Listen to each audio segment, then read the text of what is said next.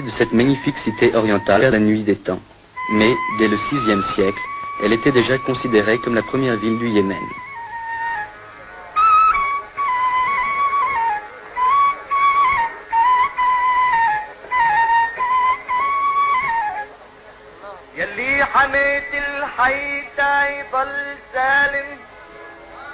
Proclamée le 26 septembre 1962, la République, dont on voit ici le palais présidentiel, la confirme dans son rôle de capitale de l'Arabie heureuse. À l'occasion de la fête de la rupture du jeûne, une réception est organisée au palais du gouvernement. Son Excellence, Al-Eriani, se prête aimablement aux servitudes de la célébrité. Les notables viennent lui présenter leurs hommages, ainsi que le président de la Chambre.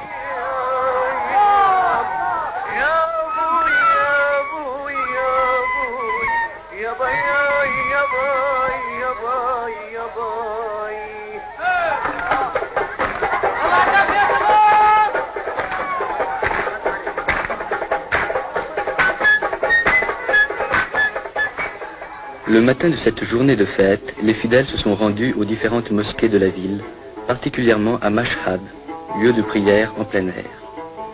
Par groupe, plus ou moins important, ils effectuent la prière publique sous la direction d'un imam.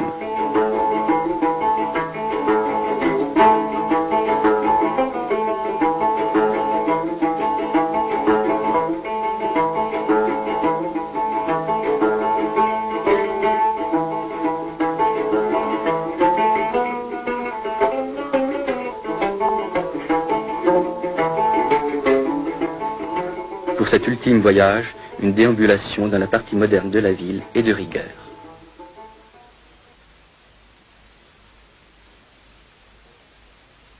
La magnifique porte du Yémen, orgueil de Sanaa, permet d'accéder directement au marché où sont vendus les différents produits d'un pays essentiellement agricole.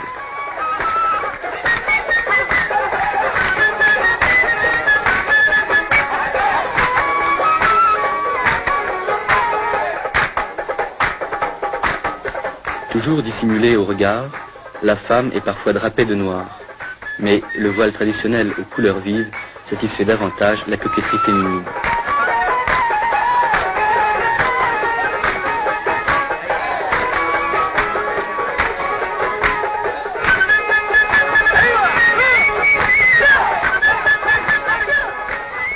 L'artisan yéménite travaille selon des méthodes ancestrales mais efficaces.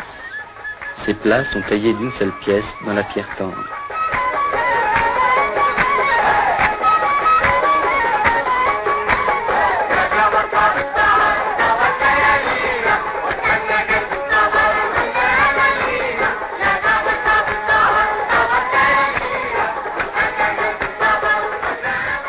Jadis, les peaux yéménites étaient célèbres dans tout l'Orient.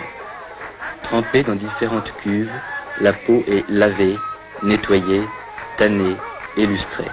Ces différentes opérations sont effectuées en plein air, tant l'odeur qui se dégage des bains est suffocante.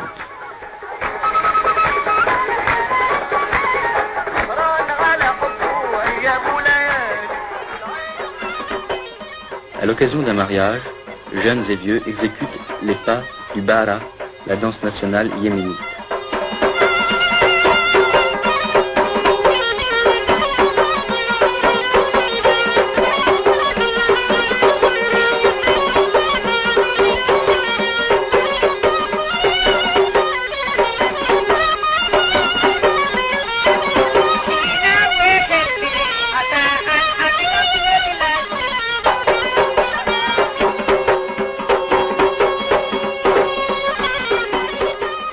Étrange alliance de l'art et du sacré. Les danseurs exécutent leurs pas à l'ombre du tombeau d'un ingénieur chinois décédé au service du Yémen.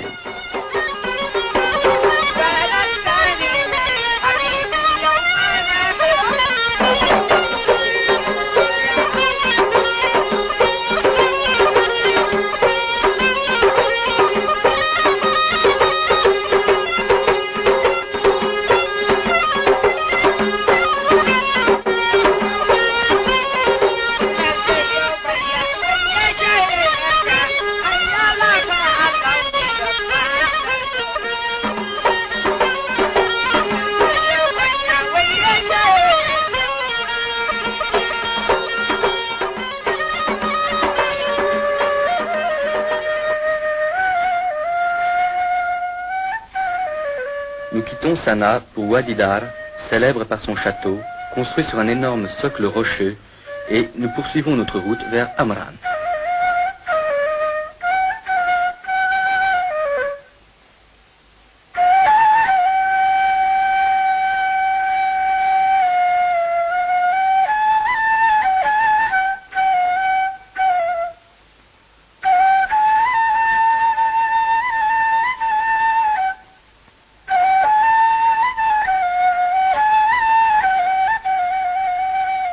Amran, gros bourg fortifié, garde encore ses anciens remparts en terre séchée.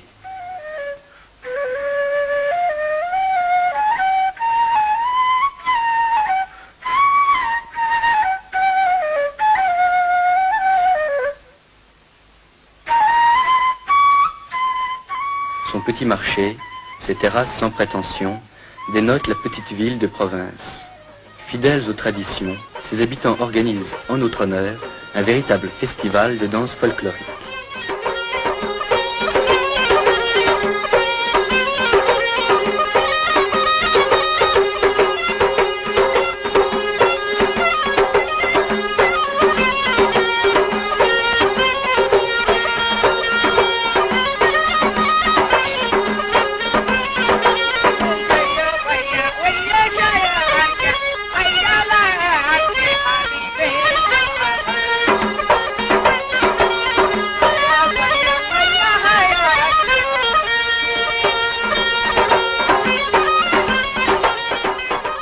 Les danseurs brandissent leur redoutable yambia, enroulent une serviette autour du bras gauche en guise de bouclier et exécutent un pas guerrier.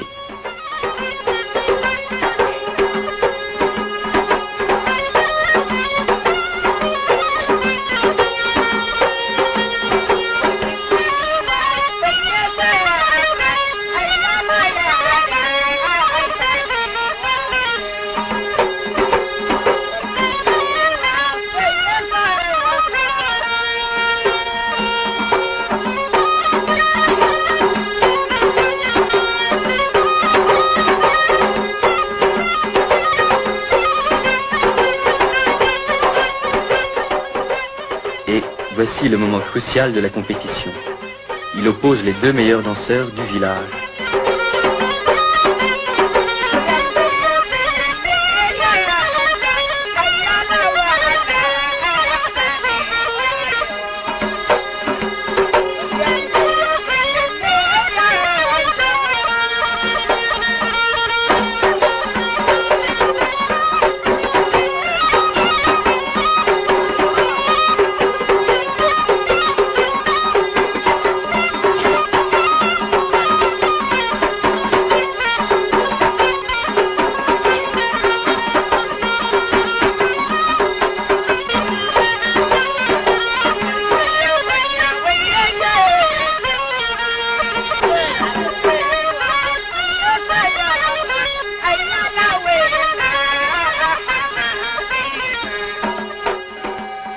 De Amran, nous nous dirigeons vers Kamr, centre vital de la célèbre confédération des Hachides. Admirons en passant cet ingénieux système de puisage où l'homme incite la bête au travail par le geste et par le chant.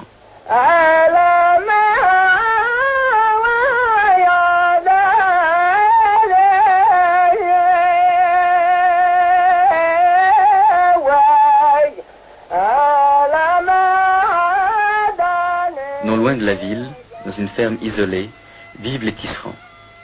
Ils appartiennent en effet à la catégorie humble de la population. Le tissage est une activité essentiellement masculine. C'est l'homme qui file et fabrique ces magnifiques tapis.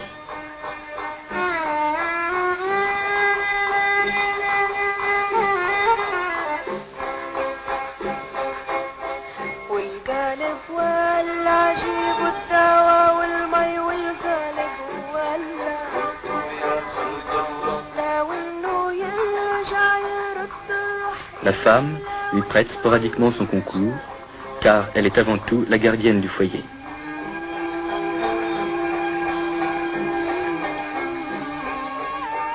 La petite ville de Kamr jouit encore de l'antique droit d'asile. Son marché hebdomadaire, durant lequel on observe une sorte de trêve sacrée, est le plus important de la région du Nord. Les villageois y viennent de loin pour y vendre les produits de leur ferme. Sa population, de 2000 âmes environ, comprend surtout des cultivateurs et des artisans, entre lesquels le mariage est exclu. Les bouchers, comme les barbiers et les musiciens, appartiennent à la même catégorie sociale que les tisserands.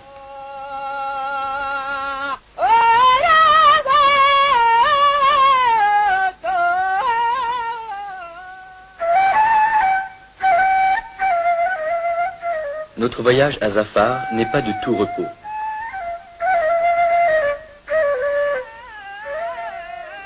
Malheureusement, de l'ancienne capitale des Himéarites, dont les splendeurs furent souvent décrites par les chroniqueurs, il ne reste qu'un monticule rocailleux.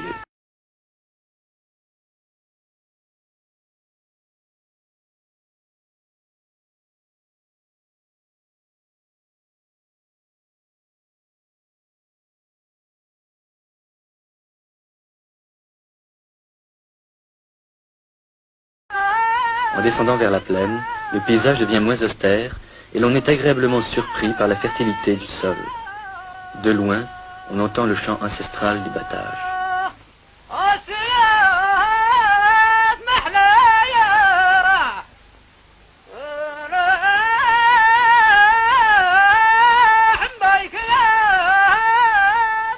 Dans cette société paysanne, la femme travaille autant que l'homme, sinon plus que lui. Gardienne du foyer et fermière accomplie, elle aide son mari dans les travaux des champs, s'occupe des animaux domestiques et assure les besoins en eau de la maison. Nous dirigeons nos pas vers Haz, où, comme de coutume, nous sommes accueillis par la musique.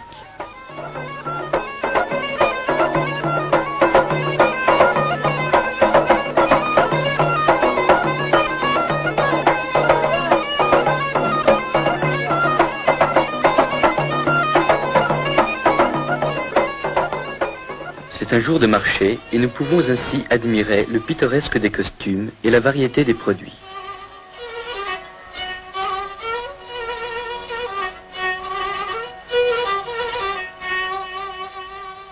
Chaque marché a son daoshan, serviteur du clan et crieur public, appartenant à la catégorie sociale la plus humble de la population.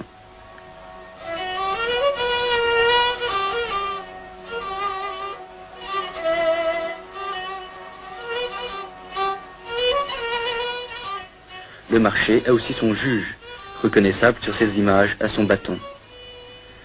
Contrairement à la citadine, la paysanne ne se voile pas. Elle se protège seulement du soleil et de la poussière.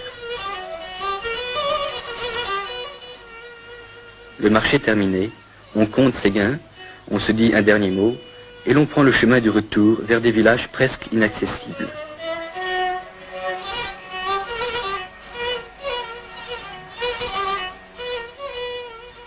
Instinct de défense, car c'est de la plaine qu'on tire ses moyens de subsistance.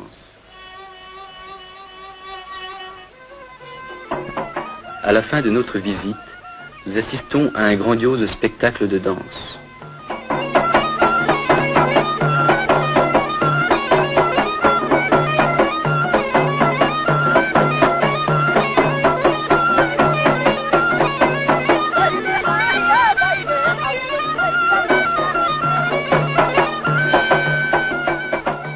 Le Yéménite est passionné de danse qu'il considère comme une manifestation de sa sensibilité artistique. Si le rythme et la cadence accusent une certaine monotonie, la chorégraphie est sujette à variation. Les exécutants miment un pas guerrier, alors que l'assistance, comme les combattants du tournoi, s'apprête à entrer en lice. Les danseurs imitent tous les gestes de l'attaque et de la défense. Avancent, reculent, frappent et sautent. Ils miment aussi l'attitude du vaincu qui marche presque sur les genoux pour implorer sa grâce au vainqueur.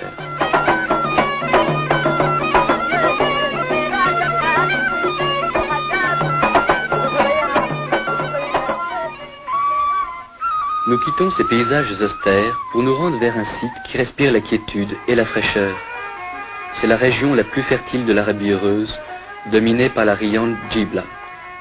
Aucune autre ville du Yémen ne lui est comparable, tant son charme est grand. Notre courte visite ne nous permet pas d'admirer toutes les beautés de cette cité qui fut jadis la capitale de la reine Arwa.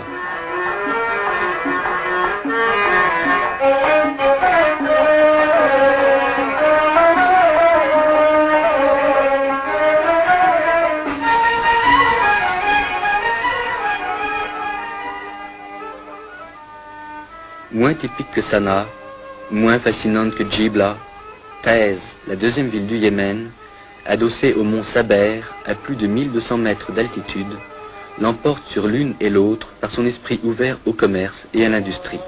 Elle est dominée par la mosquée Ashrafiyya, qui semble la tenir sous sa protection. Ancienne résidence de l'imam Ahmad, elle garde son ancien cachet, ses remparts et sa redoutable forteresse.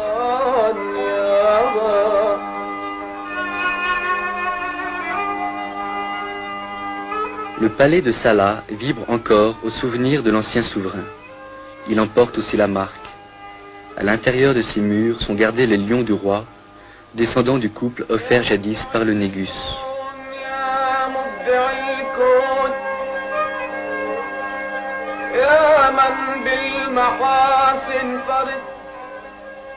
Dès le XIVe siècle, Ibn Battuta parlait de l'influence de l'Inde sur le Yémen. Nous ne le démentirons pas. Taïz regorge de produits de toutes sortes en provenance de ce pays, et l'on éprouve un réel plaisir à flâner dans ses souks.